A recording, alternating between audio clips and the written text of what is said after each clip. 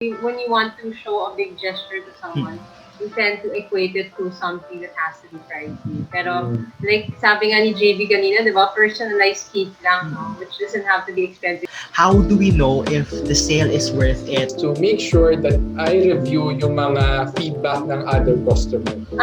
Typical mindset kasi ng person, di ba, the higher the percentage of the sale, the better. Make sure you also check the original price. What can we do to still save but give good gifts to people? Yung kanina pa natin ang sabing personalized, it gives you a lot of creative leeway.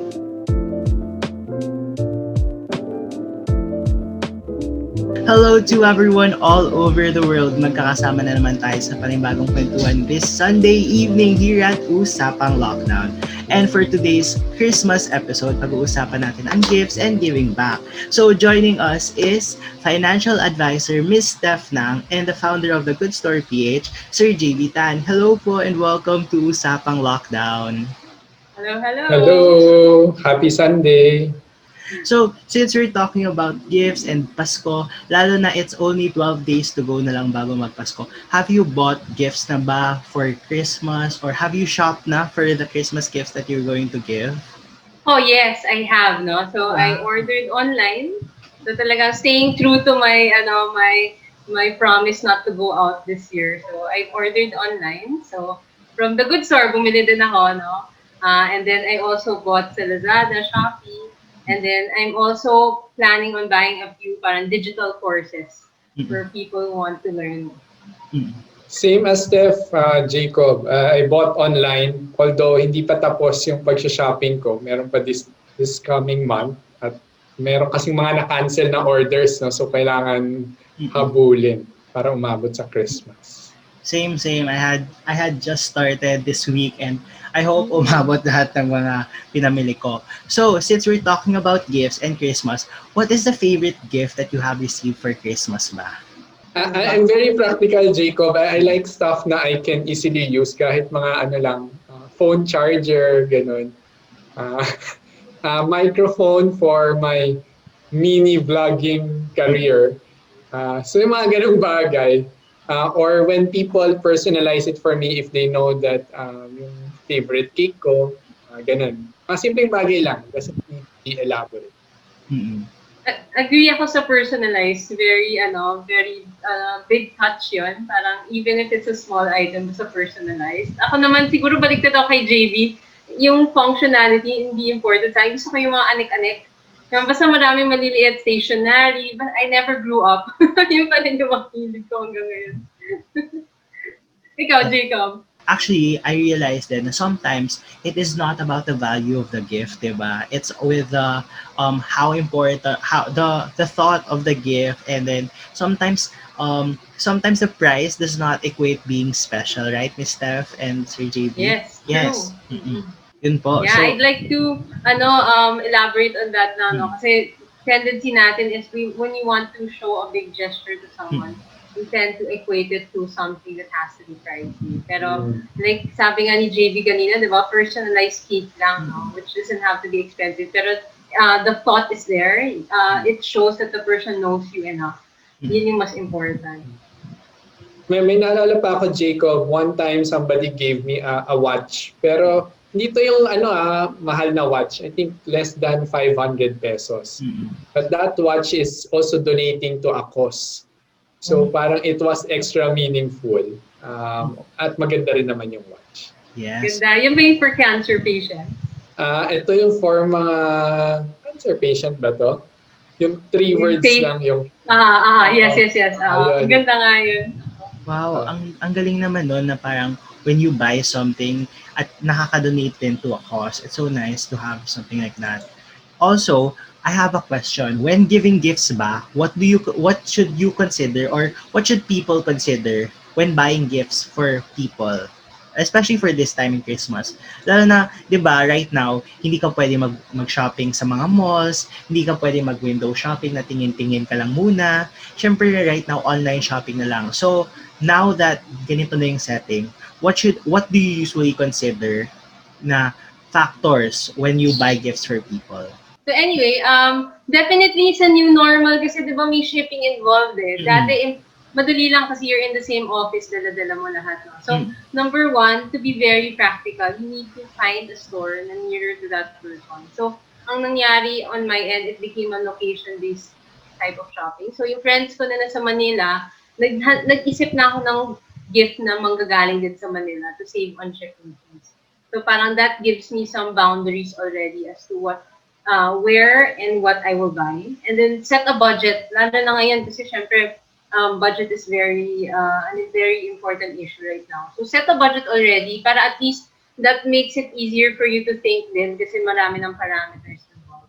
And yun, of course, think of the person pa rin ano yung gusto niya, no? Kasi you'd be surprised even though you have all these parang limitations, what seems to be limitations, it won't hinder you pa rin from thinking of the perfect gift for the person. Ako, ganun din naman, but dagdag ko lang, katulad ng sinabi ko kanina. First, yung sa mga super close friends ko, I try to personalize them. But yung mga hindi ko na kayang i-personalize at isa-isahin pa sa dami, I try to be as practical as possible. No? So either food, or something na magagamit nila, or something yun. Now, important yung hygiene, so something about hygiene. So yun. So yun yung aking two considerations, personalized and practical. Mm. That's nice. I agree with all your criteria. Ako naman, actually, when I buy for someone, actually, iniisip ko din na parang like, actually, yung shipping, I haven't considered it. Na ngayon, realize ko na, oo, we should also consider yung shipping. Lalo na, sometimes iniisip ko din na parang, like, to get everything from one store na lang mismo, para hindi yung parang you get a lot of shipping fees pa. Kasi parang syempre if you get from multiple stores, ang daming shipping fees papunta sa'yo and then papunta pa sa pagdadalhan mo. So syempre, minsan iniisip ko din na parang, okay, I'll try to find everything na in one store. Kasi parang, or to maximize it. For example, in one store, I get to buy for 5 people na ganon. Yun po. Right. And Jacob, you can consider din na diretso na sa recipient. Yeah. Mm-mm. No? Yes, I agree. And ngayon time naman na ang daming sale, 'di ba? Kasi lalo na every month halos may sale ang mga online shopping brands. Ngayon time na marami ang sale na it's very frequent na halos every single week may sale. How do we know if the sale is worth it or hindi tayo lugi sa sale na ino-offer sa atin? Alam mo, Jacob, itong pandemic lang ako nag-start mag-Lazada tsaka Shopee. So before, I would always prefer to go out. But since hindi makalabas, kailangan. So yon. Sa mga nabili ko, maraming hindi talaga okay. So be careful also with sale. Yung parang isang gamit mo lang, hindi na siya tatakbo after the first use. So, ang ginagawa ko ngayon, one is to make sure that I review yung mga feedback ng other customers. Yun yung pinaka-importante sa akin. Kailangan hindi yung zero bought. Kailangan at least may mga 10 bought from that store of that product at may konting review, no? Just to provide some security also for me. And second, wag lagi yung super mura yung bibilhin kasi minsan hindi naman tumatagal, mapapamahal ka lang lalo sa shipping, tapos sira agad, bibili ka na naman at magpapaship ka na naman. So yun yung aking 2 practical tips. Agree ako doon, yung review lalo na. Natawa ako, sinaalala ko lately lang may balita. May nagbebenta ng PS5. Tapos kung hindi mo basahin na mabuti yung review, binibenta pala niya picture of a PS5 lang. So alam mo yun, if you don't read it, diba, mahuto ka. Just to add on to that din, typical mindset kasi ng person, di ba? The higher the percentage of the sale, the better, supposedly. Make sure you also check the original price and then the final price. Kasi minsan, some people just jack off the original price so they can jack off the percent. And then you'll realize na kahit na smaller yung percentage ng sa isang shop for the same product, mas mura pa rin siya. Simply because yung original price niya is the actual one. So, in fact, even may mga balita na ganun, even sa face-to-face shopping, a few brands were called out for doing that din, na parang pinatong nila ng ibang original price. So, yan, something to think about. And then, ako din, guilty ako dito. Basta kung may makita akong sale, parang feeling ko, uy, good deal na. Na hindi ko na nga minsan tinitingnan how big of a sale. So in fact, may one time, una natuwa ako kasi ang laki, nakapaskil sale, di ba? Face-to-face pa ito na eh. Tapos nung in-analyze ko, 50 cents lang pala yung sale. No? So minsan we have to really analyze first if talagang real sale ba talaga siya. I agree. May kwento pa ako, Jacob. Yes. Kakabili ko lang ng printer. Yan, yung printer na nasa likod ko. May nakita akong mas mura na 1,000 pesos cheaper. Na apparently, wala yung print head. So, bibilhin mo pa yung print head separately. So, kailangan nyo din basahin carefully yung description. Yung dad ko bumili ng grass cutter. Okay? Pagdating, yung stick lang yung meron, wala yung mismong grass cutter. What? Make sure na basahin niya ng maayos yung description. Oh my gosh. Yeah. I remember nga sa Facebook, may mga kumakalat na videos na nag-order sila ng cellphone for online class. Tapos pagdating sa kanila, laruan lang pala. So parang naano sila doon, yun din. Tapos parang kaya it's very important, I agree with that, na you should read the description, whether it's legit or not, kasi sometimes nakalagay naman doon. And also to read the feedback. Kasi lalo na, for example, actually, yun din yung isang tinitingnan. Like, for example, if the feedback's like 100 na, tapos most of that 100 naman are positive, or if may negative mga iilan lang, okay, if for me, I get those items na lang. Kasi medyo may guarantee ka naman na gumagana siya or okay siya kasi people are saying naman na okay siya. And important din, I think we need to help each other, no? So now what I'm trying to do is to also to provide my review. Kasi ganun din yung challenges ng ibang tao, di ba? Naghahanap din sila ng review. So people should start giving reviews para we should self-audit and help each other out. Totoo yun. Guilty ako din. Minsan tinatamad na ako mag-leave a review. Dapat, i-explain mo talaga na mabuti. Yes, I agree. So, now that, especially in this pandemic, na we have limited budget lang, not everyone is in a good financial position. What can we do to still save but give good gifts to people? Ano bang advice na pwede nyo mabigay to people that want to give good gifts but still don't want to spend so much? I have a few tips. Number one, yung kanina pa natin ang sabing personalized. It gives you a lot of creative leeway. So like even making, let's say, a personalized video of the two of you, diba? Like kunyari, someone very special to you, like make a slideshow man lang. Or if you have graphic or drawing skills, you can draw like a caricature of the two of you. Parang ganun. And it's also a good opportunity to help out your friends who have shops, diba? Ang dami ngayon may shop eh. So I also made it a point this year na sa lahat ng binilhan ko talaga, it comes from someone who owns that shop. So yun talaga yung naging promise ko sa sarili ko para naman I get to help everyone. So naka-spend ako on someone I love at the same time natulungan ko rin the person who's selling. So yun, personalized.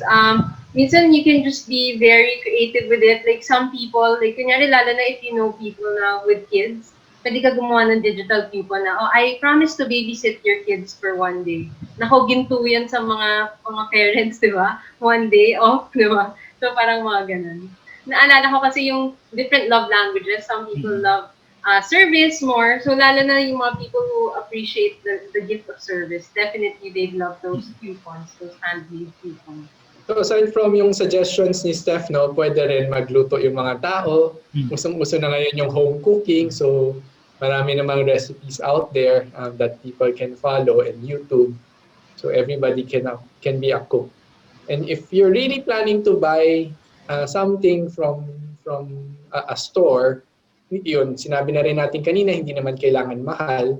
But meron din marami ngayon that you get discount when you buy in bulk. Bili kayo ng maraming pare-pareho and normally may mga discounts naman na in-offer yung mga merchants. So, since you mentioned about local businesses po, let's talk more about the Good Store. Can you tell us more about it, Sir JV? So the Good Store, we started back in 2017. The mission of the Good Store is really to help small businesses, social enterprises in particular, and local community businesses to have an access to market. Marami kaming nakitang communities before. I also run another non-profit. And based from that, we've engaged with about 300 communities and we saw na ang daming dami naman nagtuturo sa kanila how to make products and make their livelihood sustainable. But hindi naman nila alam saan ibebenta. So doon kami nagsimula ng 2017. We said, okay, now let's help these communities naman to be sustainable. Help them with their products in terms of quality, branding, packaging, and access to market. So yun yung aming mission. So as of now, marami kaming tinutulungan na community from Ilocos down to Davao. So nationwide, maraming farmers. Kaya rin palang tinatawag na the good store. So we sell any product that is good to the people or good to the planet. So when we say good to the people, it means may local community siya na tinutulungan. And not only that, either my mission, and there's also fair wage, no, given to the people behind the company. And when we say good to the planet, it's about sustainability. How do we preserve Mother Earth? How do we consume less? So yun yung aming mga binebenta. Ang galing naman ng advocacy ng store niyo na parang it's not just for the people, it's not for the consumers only, but it benefits everyone. It's a win-win situation for everyone. So, what kind of products do you sell din po in the good store po? So napakarami. Kanina sabi mo, Jacob, kung bibili ka, pipili ka na lang ng isang store na marami ka ng options. No? So marami kaming options. From food, so we have peanut butter from Bulacan, biscotti also from Bulacan, honey from Quezon. So we sell pure raw honey. Ano pa bang mga food namin? Chocolates. Marami kaming chocolates from Davao. Meron din kaming teas from Sierra Madre. So yun yung mga food namin. Then meron kaming mga tinutulungang nanay na they create pouches and bags dito sa Manila. Meron din pala kaming wine from Ilocos. Then yung mga sustainability products namin, meron kaming mga tumblers, bakunan na made out of bamboo. Yung favorite ko is yung bamboo razor. So it's the classic parang razor pag pumunta ka sa barber shop. You get to have one of that.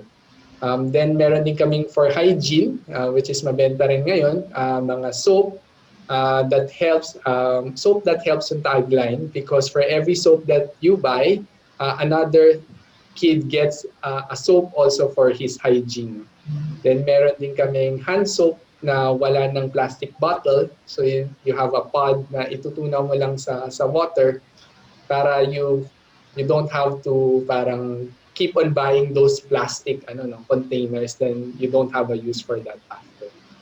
So yun, those are just a few. May marami akong nakakalimutan, but napakagaling kasi ang diverse nung products nyo, and very parang siyang one-stop shop na if you're just looking for one place to find stuff na pwede mo irigalo sa mga loved ones mo, parang napaka-diverse kasi parang if you want to give for kids or for adults or kahit yung mga teens, parang ang dami mong mapagpipilian, no? So, how important is it po to support local products right now, especially in this time of pandemic, and how does it help our economy right now? nakita naman natin, Jacob, na ang daming nawala ng jobs during this time. No? Maraming businesses that had to lay off people, not because they want to, but in order for those businesses also to survive, kailangan din nila mag-streamline ng operations. With buying goods from the goods store, you are able to help directly the local communities that we partner with. And once na umabot yung pera sa local communities, then they will also have the ability to buy yung mga pangangailangan nila, which also provides livelihood dun sa mga bibilhan nila. So iikot yung economy natin, no, in cash flow. Yeah. So, just to add, no, sa Philippines actually we're a consumption-driven economy talaga. That's why nung pandemic talaga bumagsak din yung market, aside from sentiment, dahil consumption went down. So this is like parang helping the cycle move faster. We pump money in and then they use it to buy other goods. So tuloy-tuloy na siya. Yeah. Yun. I agree po. So right now, with a limited budget given the pandemic, what does the Good Store do to give back to the community po? Yep. So our entire mission naman is really to help the community. But what we did differently during this time is we used the time to expand to more communities pa. So we have a lot of new products that we sell, which also translates to more communities. But what I'm most proud of is we've started also our new line that is the Good Store branded. So we reach out to a community of farmers in Sierra Madre. And in October, we launch our line of teas. So we have our hibiscus, blue butterfly PT, and turmeric tea. So diretso na, no? So yung ibang items namin is really in partnership with other companies pa. This one is really directly to the farmers. So, And add ko lang, ang ganda ng gift box nila. That's why na-attract ako sobra when I got it done. Kasi talaga everything's packed. Tamad ako mag-gift wrap eh. So gusto ko, well packaged na siya. tsaka ang ganda din. Actually, yan yung laging sinasabi sa amin ng mga tao. Talaga. Parang yung mga ayaw mag-gift wrap at gift pack. Okay. So, yun po. Good to know na hindi lang ako yung hindi lang ako yung ganun. So yun nga po, if they would like to purchase or to check out your products, where can they find you po? So, where can they find the Good Store po, Sir JB? They can visit us at www.thegoodstore.ph or follow our social media accounts, Facebook and Instagram, The Good Store PH. Yun. Let us support local products, guys. And that concludes our special Christmas episode. Sana ay nakatulong kami sa pag-select nyo ng gifts and other insights about giving gifts. If you'd like to talk about this online, please use the hashtag Usapang Lockdown and tag me at the Charles Jacob at both Instagram and Twitter. And let's have that discussion online kung anong mga gusto nyo ipamigay this Christmas. Alright, so you can follow me on the Startup Family. So we have a Facebook page for that. And I also have a website coming up called stepbystepproject.com. So yeah, I'd love to have this dialogue with you guys because part of our job really is to do a free financial checkup. So that's laying out how much you're gonna allocate to your wants, your needs, kasama na dyan Christmas shopping, etc. No? Just to make sure na hindi tayo mabigla sa mga expenses. Kasi definitely there's always room for expenses naman. Kaya naman yan i-budget. So yeah, JB? So for people who want to support The Good Store, you can visit www.thegoodstore.ph or follow us in Instagram and Facebook, The Good Store PH. Or if you also want to follow my adventures, I also have a YouTube channel na hindi naman maraming nagpa-follow. But I've started also gardening during this time. No? So I'm sharing my stories of gardening. People can find me at noborders.adventure@you. Yun. Okay, yan. I will check that out. Yeah, let's check that out. So ayun nga, thank you for joining us. Thank you for taking the time in this conversation, Miss Steph and Sir JB. Thank you for accepting the invitation to talk about this. And yun, thank you din sa viewers natin for spending your time with us, lalo na at this time, and sana nakatulong kami sa inyo. And this is Usapang Lockdown. Thank you guys and bye-bye. Bye! Merry Christmas! Bye!